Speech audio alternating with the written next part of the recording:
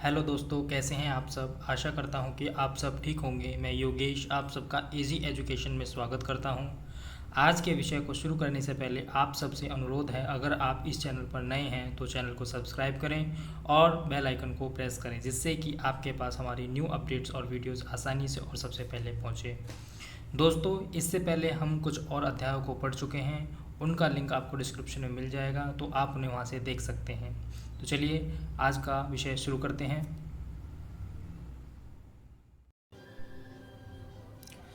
हमारा आज का जो विषय है वो है लोकतांत्रिक सरकार के मुख्य तत्व। हम इसमें जानेंगे कि लोकतांत्रिक सरकार के कामों को प्रभावित करने वाली कुछ मुख्य बातों के बारे में। इनमें लोगों की भागीदारी, समस्याओं का समाधान, समानता एवं न्याय के विचार शामिल हैं।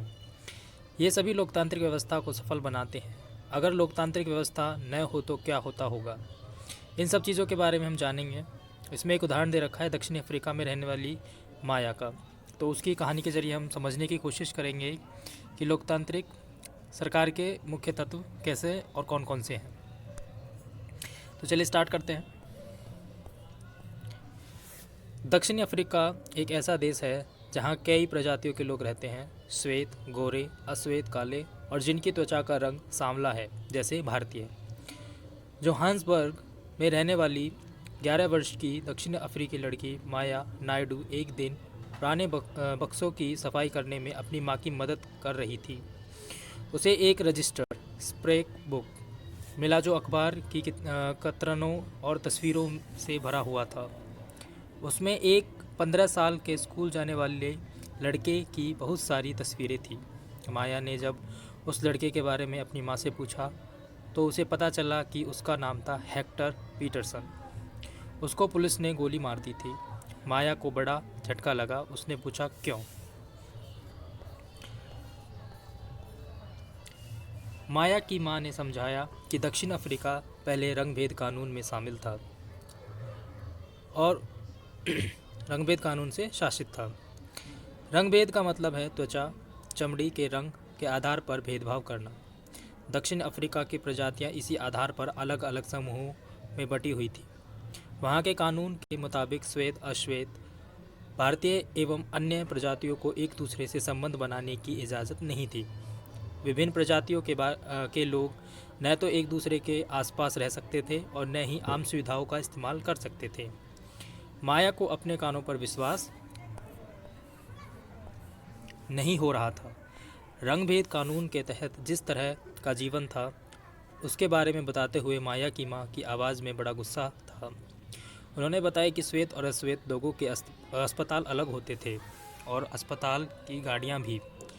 श्वेत लोगों के लिए जो अस्पताल की गाड़ियां थी वे ज़रूरत के सामानों से सुसज्जित होती थी, जबकि अश्वेत लोगों के लिए जो गाड़ियां थी उनमें सुविधाएं उपलब्ध नहीं थी। उनके लिए रेल एवं बसें अलग होती थी। यहाँ तक कि श्वेत और अश्वेत लोगों के लिए बस स्टैंड भी अलग होते थे। अश्वेत लोगों को वोट देने की इजाज़त नहीं थी।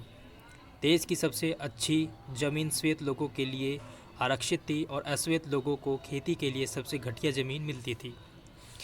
इससे पता चलता है कि अश्वेत लोगों एवं भारतीयों को श्वेत लोगों के बराबर नहीं माना जाता था। उनके साथ भेदभाव किया जाता था। दक्षिण पश्चिमी हिस्से में एक शहर था सोवेटो, जहाँ सिर्फ अश्वेत लोग ही रहते थे। हेक्टर पीटरसन वहीं रहता था। वहाँ के श्वेत लोग अफ्रीकांस भाषा बोलते थे। हेक्टर और स्कूल के अन्य विद्यार्थियों पर इस भाषा को सीखने के लिए जोर डाला जा रहा था, जबकि वे अपनी भाषा जुलू सीखना चाहते थे। हेक्टर अपने सहपाठियों के साथ मिलकर अफ्रीकांस सीखने का विरोध कर रहा था। दक्षिण अफ्रीका की पुलिस ने विरोध करने वाले इन लोगों को बड़ी बेरहमी से पीटा और भीड़ पर गोलियां बरसाईं। उनमें से एक गोली हेक्टर को लगी और वह मारा गया। यह 16 जून 1976 की घटना है। अफ्रीकी राष्ट्रीय कांग्रेस और उनके जाने माने नेता नेल्सन मंडेला ने रंगभेद के खिलाफ बहुत लंबे समय तक संघर्ष किया। अंततः 1994 में उन्हें सफलता मिली और दक्षिण अफ्रीका एक लोकतांत्रिक देश बना। तब से सभी प्रजातियों के लोगों को बराबर माना जाने लगा। आइए अब समझने की कोशिश करते हैं कि सरकार के लोकतांत्रिक होने का हमारे लिए क्या मतलब है। सबसे पहले है इसमें भागीदारी। अब भागीदारी के बारे में पढ़ेंगे। हमारे यहाँ नियमित रूप से चुनाव क्यों होते हैं? आपने पिछले पाठ में पढ़ा ही है कि लोकतंत्र में लोग निर्णय लेते हैं। चुनाव में वोट देकर वे अपने प्रतिनिधि चुनते हैं। ये प्रतिनिधि ही लोगों की तरफ से निर्णय लेते हैं। यह मानकर चला जाता है कि प्रतिनिधि निर्णय लेते वक्त लोगों की ज़रूरतों और मांगों को ध्यान में रखेंगे। सभी सरकारों को एक निश्चित समय के लिए चुना जाता है। भारत में यह अवधि 5 वर्ष की है। एक बार चुने जाने के बाद सरकार 5 वर्ष तक सत्ता में रहती है। सरकार का फिर से सत्ता में बने रहना तभी संभव है जब लोग उसे बार बार चुनें। चुनाव का समय लोगों के लिए वह घड़ी है जब वे लोकतंत्र में अपनी ताकत को महसूस करते हैं। इस तरह से नियमित चुनाव होने से लोगों का सरकार पर नियंत्रण बना रहता है। भागीदारी के अन्य तरीके। चुनाव 5 वर्ष में एक बार होते हैं।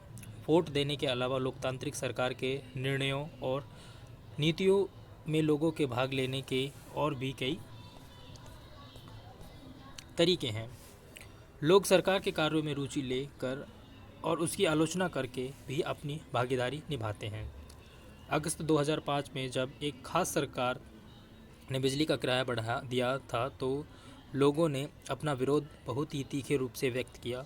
लोगों ने जुलूस निकाले और हस्ताक्षर अभियान चलाए। सरकार ने अपने निर्णय के बचाव में तर्क दिए, लोगों को समझाने की कोशिश की, लेकिन अंततः उसे लोगों की मांग माननी पड़ी और बिजली के बढ़ाए गए दामों को घटाना पड़ा। सरकार को अपना निर्णय बदलना पड़ा क्योंकि वह आम जनता के प्रति जिम्मेदार है। ऐसे कई तरीके हैं जिनके द्वारा लोग अपनी राय व्यक्त कर सकते हैं और सरकार को यह समझा सकते हैं कि उसे क्या कार्यवाही करनी चाहिए। इन तरीकों में धरने, जुलूस, हड़ताल, हस्ताक्षर अभियान आदि शामिल हैं। इनके जरिए जो बातें गलत हैं और न्याय संगत नहीं हैं उन्हें सामने लाया जाता है। अखबार, पत्रिकाएं एवं टेलीविज़न भी जनता से जुड़े मुद्दों और सरकार की जिम्मेदारियों पर चर्चा करने में महत्वपूर्ण भूमिका निभाते हैं। जहां यह सच है कि लोकतंत्र लोगों को भागीदारी का मौका देता है, वहीं यह भी सच है कि सभी वर्ग के लोगों को यह मौका नहीं मिल पाता। लोगों के लिए भागीदारी का एक अन्य तरीका यह भी है कि वे आंदोलन करें जो सरकार और उसके काम करने के तौर तरीके को चुनौती दें। दलितों, आदिवासियों, अल्पसंख्यकों, महिलाओं एवं अन्य लोगों की भागीदारी अक्सर इन आंदोलनों के जरिए ही हो पाती है। अगर देश के लोग सजग हैं और इस बारे में रुचि लेते हैं कि देश कैसे चलाया जाता है, तो उस देश की सरकार का लोकतांत्रिक स्वरूप और भी मजबूत होता है। अगली बार अगर हमें शहर, कस्बे या गांव की गली में कोई जुलूस गुजरते हुए दिखे तो हम एक क्षण रुककर पता करेंगे कि जुलूस किस लिए निकाला गया है, उसमें भाग लेने वाले लोग कौन हैं और वे किस मुद्दे पर प्रदर्शन कर रहे हैं। इससे हमें यह समझने में मदद मिलेगी कि हमारी सरकार कैसे काम करती है। अगला टॉपिक है विवादों का समाधान। इसमें हम जानेंगे कि विवादों का समाधान सरकार कैसे करती है। आपने माया की कहानी में पढ़ा कि कैसे विवादों और समस्याओं के समाधान के लिए कई बार हिंसा का प्रयोग किया जाता है। ऐसा इसलिए होता है कि एक समूह यह मान लेता है कि दूसरे समूह को विरोध करने से रोकने के लिए बल का इस्तेमाल करना उचित है।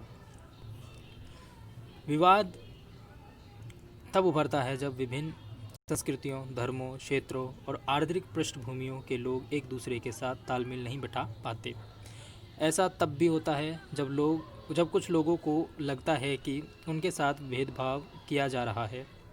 लोग अपने विवादों को ख़त्म करने के लिए हिंसात्मक तरीके भी अपनाते हैं, जिससे अन्य लोगों में भय और असुरक्षा की भावना फैलती है।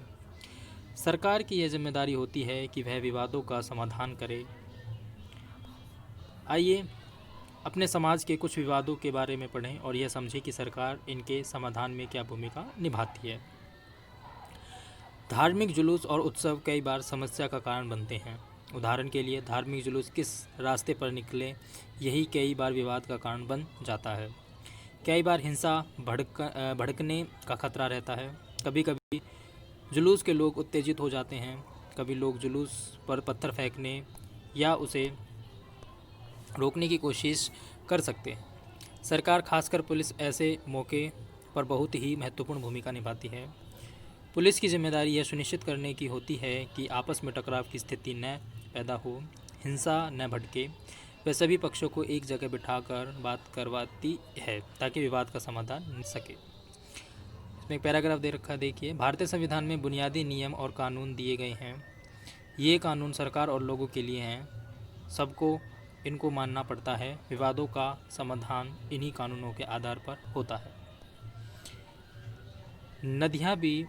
नदियाँ भी कई बार विवाद का कारण बन जाती हैं। कुछ नदियाँ एक से अधिक राज्यों से होकर बहती हैं। जिन राज्यों से नदी गुजरती है उनके बीच में नदी के पानी का बंटवारा विवाद का कारण बन जाता है। उदाहरण के लिए आपने कर्नाटक और तमिलनाडु के बीच कावेरी नदी के पानी को लेकर चल रहे विवाद के बारे में सुना होगा। कर्नाटक के कृष्णराज सागर बांध में भरा हुआ पानी कई जिलों में सिंचाई के काम आता है। इस पानी से बेंगलुरु शहर की ज़रूरतें भी पूरी होती हैं। तमिलनाडु के मेटूर बांध में भरे हुए इसी नदी के पानी से राज्य के डेल्टा क्षेत्र में सिंचाई होती है। दोनों बांध एक ही नदी पर बने हुए हैं। कर्नाटक का कृष्णराजा सागर बांध कावेरी नदी के ऊपरी छोर पर है और तमिलनाडु का मेटूर बांध नदी के निचले छोर पर है। मेटूर बांध में पानी तभी भरा जा सकता है जब कृष्णराजा सागर बांध से पानी छोड़ा जाए। दोनों राज्यों को अपने लोगों की ज़रूरत के लिए भरपूर पानी चाहिए, जो कि नहीं मिल पाता। इससे विवाद उत्पन्न होता है। तब राष्ट्रीय सरकार को कदम उठाना पड़ता है ताकि दोनों राज्यों के लिए पानी का सही बंटवारा हो पाए। अगला जो टॉपिक है ये है समानता एवं न्याय। लोकतांत्रिक सरकार के मुख्य विचारों में से एक है उसका न्याय एवं समानता के प्रति वचनबद्ध होना। न्याय एवं समानता को एक दूसरे से अलग नहीं किया जा सकता। माया की कहानी में सरकार ने क्या इस विचार का समर्थन किया था, सभी लोग बराबर हैं? तो आप एक बार दोबारा उस कहानी को पढ़ के देखिएगा और इस क्वेश्चन का आंसर उसमें आपको मिल जाएगा। डॉक्टर अंबेडकर की कहानी में क्या अस्पृश्यता के व्यवहार से समानता के विचार को ठेस पहुंची? बिल्कुल।